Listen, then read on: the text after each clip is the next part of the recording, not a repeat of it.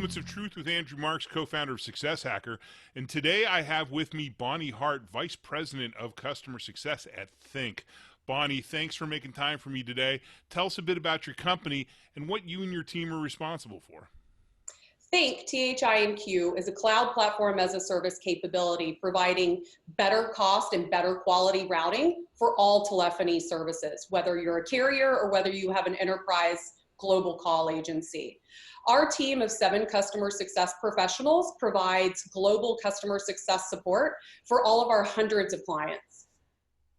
Bonnye, we all know how important a guided journey is to the successful customer onboarding and adoption process.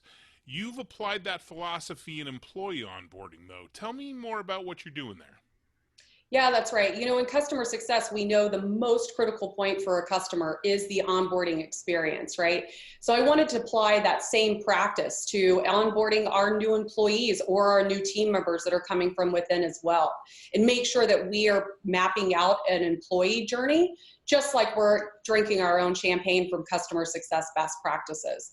And this comes from experience. I, have onboarded and developed several teams now, and I just have found that operational drag and the cost associated with the emotional and exhaustive expenses are really detrimental to getting to what we're trying to do most, which is deliver value for our products and services. So this concept of applying that journey and really having a focused onboarding for our employees was born out of some pain points. And so I've developed a few best practices of how to do some really great onboarding programs. And you've carried those through from role to role, tweaking them as you go? That's right. And I really rely on everyone who goes through it to give back to the process, because it's not just me. It's not just a hiring manager or a manager of teams doing this. It's everybody making the process better for the next generation or even the next team member who's going to onboard. It really relies on the contributions and the improvements of all of us. Well, and that makes sense because, as I tell a lot of our clients, customer success isn't something that you just set up once and forget about it. It has to constantly evolve. All of these things you're talking about, which make perfect sense, it seems perfectly natural, especially for a customer success team. That's right. And sometimes we forget about that evolution. Maybe we've developed new practices. Maybe we have new tools. Maybe we have new products that aren't in our training handbooks. Those are all the things that I want us to keep being mindful of, even after the first week, first month, first year, to make sure that we're always involving our documentation and our onboarding guide so that we can really have a successful path for everyone coming into the organization or to the team. And again, because we care so much about how that impacts the customers, that's what's really important too. Now, do you have any, or have you kept any hard data around the effect that implementing that type of program has on new employee ramp time? Hard data is a strong word, no. So no hard data, but definitely observational data. So, when I applied this practice in a previous role at my last SaaS company that I was in, we know that we were able to reduce operational drag and improve onboarding and ramp time for our new employees or for our new team members to have a really clear 30, 60, 90-day program. And it goes deeper than to just saying, here's what, putting something on paper. I think a lot of times we have really good intentions of putting a 30, 60, 90-day plan in place, but then the implementation is where we kind of fall short of that. So really sticking to an implementation plan is important to make sure that we're capitalizing on the programs and really marking those indicators with some key knowledge checks or key applications of learnings. What kind of tools do you use to manage these types of this type of program, or what tools have you thought about using? Nothing sophisticated. So this can really be a practice that any team at any scale can use.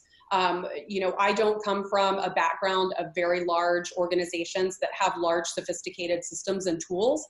Our methods and our programs have been pretty rogue. We use a lot of Google Docs and we use a lot of project management processes that we apply to keep those in good hygiene and in good practice. So it's really a combination of having the right documentation, but also having the right application and project management style. So you don't have to have fancy tools. You don't have to, have a project management tool or an onboarding program from, a sophisticated use case. This can really be done in a very clear and crisp way with a really nimble approach. Oh yeah, definitely. There are plenty of solutions instead of going with like a large vendor Right. type of solution. We use Trello. We use I don't know if you've heard of Process Tree. It's a great Right. tool, even just to do punch lists. We of course use the whole Google suite. There's nothing stopping you from doing it. You got to get everything fully baked. You got to get the Right. whole process laid out before you even think about automating it. Exactly. And that's what I found, in talking to teams or even talking to peers, is that tends to be kind of a crippling first hurdle is I don't know where to start. The most important place to start is just with existing content. So that's why I kind of bypass the tool momentarily and just start working on aggregating content. No matter where you are and what scale of team or company you are, there are existing documentations of tools and materials and best practices that are just step number one is just to aggregate all of that material into just something simple like a Google Doc and just have some table of contents, right? So, what do we need to know about what's some of the corporate history, just to put it in one place? What's some of the product history? What's the kind of marketing and brand identity and materials and product slicks, kind of starting from the top down, like you would think about approaching an organization, and Right. then going narrowly more into what your team member specifically needs and what their role-based functions are. So just aggregating all of those things in one place is the best way to start. What's half our job? It's expectation, probably even Right. more than that, expectation management, right? So you're setting expectations with your employees from the start, Yeah. not just about this is the process, but based on your role, here's what you're responsible for, as you mentioned. Here are the ways we're going to measure you. I would assume you set expectations around how you manage them and how you're managing them both from a personal as well as a performance perspective. Absolutely. And just like with customer success, our applications of providing best practices and onboarding, that starts in the sales process. So we have a really great handoff from sales to customer success for onboarding or implementation. Think about the same practice in terms of employee onboarding. That process starts before the person even shows up or gets in seat on day one. Mm-hmm. So what does that look like in terms of following a guideline? I like to think about it in terms of the most important touch points in the beginning of onboarding. So day one, week one, and month one. You could think about that as kind of the onboarding success markers. So in day one really starts before the person even shows up. So connect with HR and make sure that there's everything that the person knows is being communicated to them about when to show up, how to dress when they show up, what documents they need when they show up, in terms of completing HR paperwork, and anything else that they might need to know to take away some of the mystique of what to expect post-interview and when they show up on day one. I also have a best practice of all new hires starting on a Wednesday. I just think it's a little more inviting and less intimidating to kind of dive into a full week. That's just my best practice.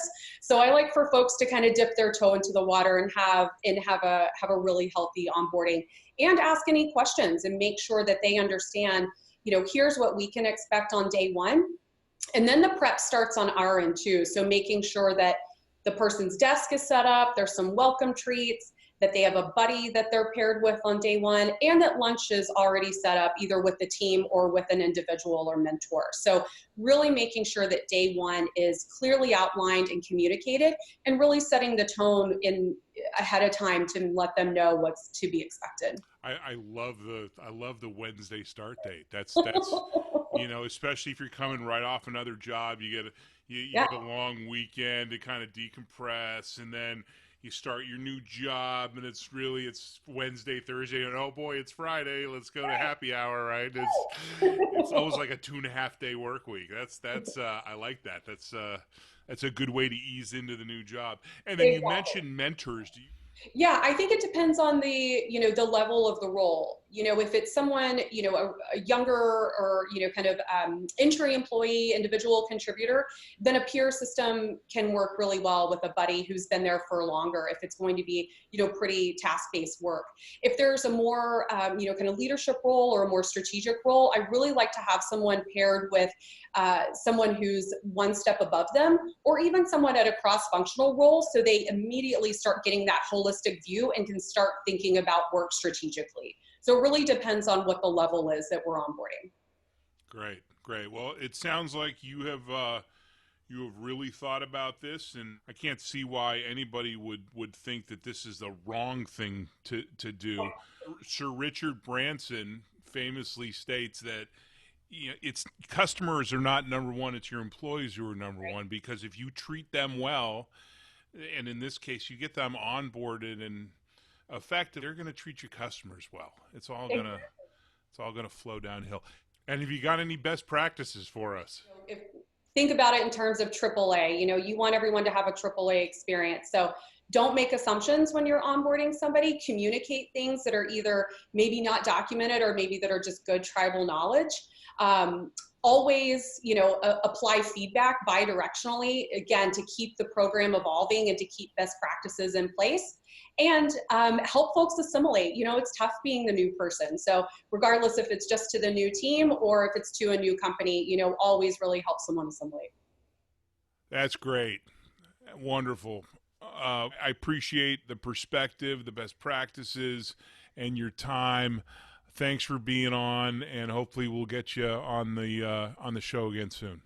Excellent. Thanks for having me on Moments of Truth, Andrew. And remember, the biggest moment of truth is onboarding. So take care of your employees and they'll take care of your customers.